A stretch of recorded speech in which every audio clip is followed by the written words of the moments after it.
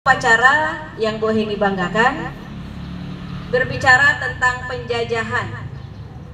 Kalau orang tua kita yang lahir tahun 40-an atau yang usianya sudah lama, mungkin anak-anak bertanya-tanya, apa sih penjajahan itu?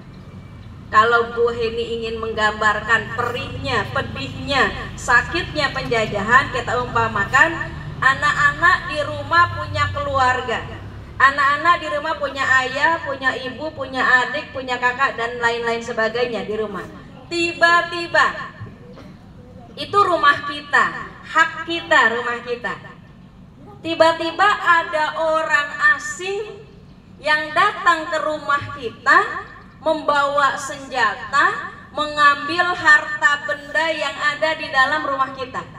Bahkan mereka membunuh keluarga kita. Bisa dirasakan sedihnya, bisa dirasakan pahitnya. Anak-anak masa penjajahan, dan yang lebih pedihnya lagi, penjajahan yang dialami oleh bangsa Indonesia bukan sehari, bukan 2 hari, tapi lebih dari 350 tahun lamanya.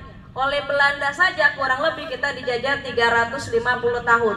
Belum oleh Portugis, belum oleh Spanyol, belum oleh Inggris, Jepang, betul, dan lain-lain sebagainya. Artinya kita membayangkan rumah kita dikuasai oleh orang asing yang kejam. Mereka mengambil kekayaan kita, mereka menyiksa kita, mereka membunuh keluarga kita. Bahkan mereka tidak membolehkan kita sekolah, tidak membolehkan kita keluar. Tahun 1945, berkat rahmat Allah yang Maha Kuasa dan hasil perjuangan para pahlawan, Indonesia berhasil mengusir penjajah dan memerdekakan negeri kita pada 17 Agustus 1945. Karenanya anak-anak sekalian, yang pertama harus kita lakukan dengan adanya kemerdekaan ini adalah bersyukur. Bersyukur yang pertama, kita bersyukur kepada Allah.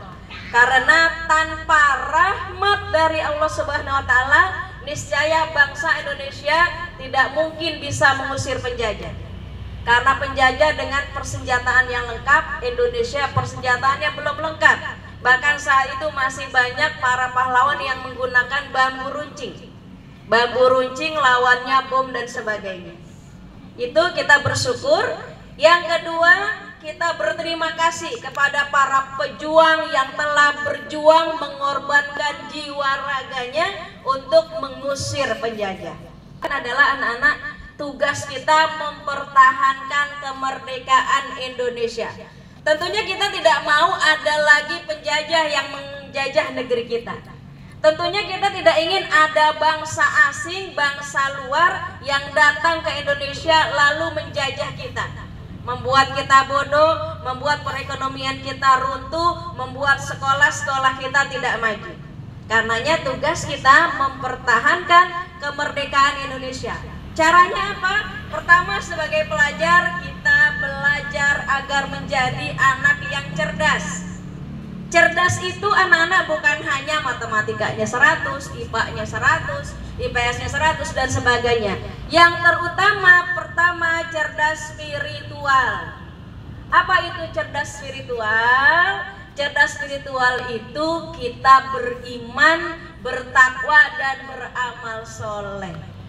Karenanya Insan Mandiri, Sekolah Insan Mandiri didirikan sejak tahun 2003 bertujuan menjadikan murid-murid Insan Mandiri murid-murid yang soleh, murid-murid yang cerdas spiritual, murid-murid yang beriman dan bertakwa. Bu Heni, Pak Karim, dan Bapak Ibu guru semua selalu menyatakan, gak penting jadi anak pinter kalau tidak soleh. Gak penting nilainya baik-baik, bagus-bagus kalau akhlaknya tidak bagus. Ya anak-anak sekalian, itu yang pertama yang harus kita lakukan. Belajar dengan tekun agar punya cerdas spiritual. Cerdas apa lagi? Cerdas intelektual. Kita juga penting, otaknya penting untuk jadi orang pintar. Kalau kita nggak pintar, kita akan dibodohi. Penjajah akan datang kembali ke negeri ini karena kitanya bodoh. Apalagi cerdas yang harus kita miliki? Cerdas sosial. Apa itu cerdas sosial? Seperti tagline sekolah kita, sekolah sayang teman. Sayang teman ini anak-anak salah satu bentuk dari cerdas sosial.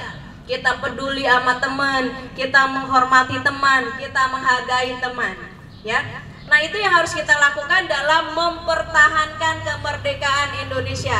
Yang pertama tadi belajar agar kita cerdas. Yang kedua, kita eratkan persatuan dan kesatuan. Dulu penjajah mudah masuk ke Indonesia, salah satunya taktik yang mereka lakukan adalah dengan politik divide et impera. Apa itu politik divide et impera? Politik memecah belah. Dibikin bangsa Indonesia saling berkelahi, dibikin bangsa Indonesia berpecah belah. Sehingga ketika kita berpecah belah, kita tidak menjadi bangsa yang kuat, kita mudah diadu domba. Karenanya anak-anak sekalian, khususnya anak-anak SD ITI Insan Mandiri Jakarta, mari kita senantiasa sayang teman, mari kita senantiasa bersatu padu, jangan mudah dipecah belah, jangan mudah termakan oleh isu-isu yang akan membuat kita saling marahan. Ya. Mungkin yang ketiga yang harus kita lakukan dalam mempertahankan kemerdekaan Indonesia adalah senantiasa memohon kepada Allah agar Allah senantiasa menjaga bangsa Indonesia, agar Allah senantiasa menjaga anak-anak Indonesia menjadi anak-anak yang mempunyai 5 tujuan seperti tadi dibacakan dalam ikrar kita, Allahu goyatuna, ar-rasul qudwatuna, Al-Quran dusturina, al-jihad sabiluna, al-mautu fi sabilillah, asma amanina. Insya Allah anak-anak, kalau ikrar kita 5 ini buat kita orang Islam, kita akan menjadi pejuang-pejuang yang tangguh. Kita akan jadi orang-orang yang membela kepentingan masyarakat, bangsa dan negara. Itu saja yang bisa Bu Heni sampaikan. Sekali lagi terima kasih kepada anak-anak kelas 3 sampai 6 yang telah hadir pada upacara hari ini.